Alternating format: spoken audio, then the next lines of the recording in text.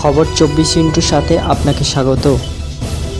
নতুন নতুন খবর জানার জন্য আমাদের চ্যানেলে চোখ রাখুন। জঙ্গিদের স্লিপার সেল সক্রিয় জেলেও। বহরমপুর প্রেসিডেন্সি ও বারুইপুর জেলে রয়েছে জেএমবি জঙ্গি সন্দেহে ধৃত প্রায় 40 জন। ধৃতদের মধ্যে কয়েকজন খাকড়াগড় বিস্ফোরণ কাণ্ডে সাজাপ্রাপ্ত বাংলাদেশিও রয়েছেন। আনসারুল্লাহ বাংলা টিমের সদস্য সাজিবুল ও মুস্তাকিমের সঙ্গেও যোগাযোগ রয়েছে জেলবন্দীদের। চাঞ্চল্যকর রিপোর্ট এলো এক সংবাদ মাধ্যমের হাতে। আনসারুল্লাহ বাংলা টিমের 12 জনকে গ্রেপ্তার করেছে অসম এসটিএফ।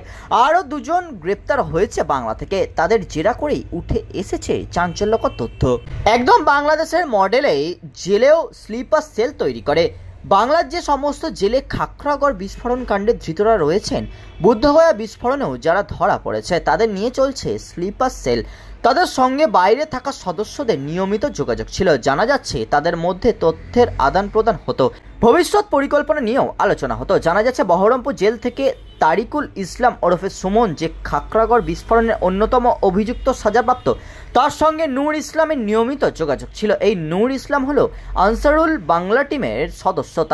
তাকে কাকড়াঝোড় থেকে গ্রেপ্তার করা হয়।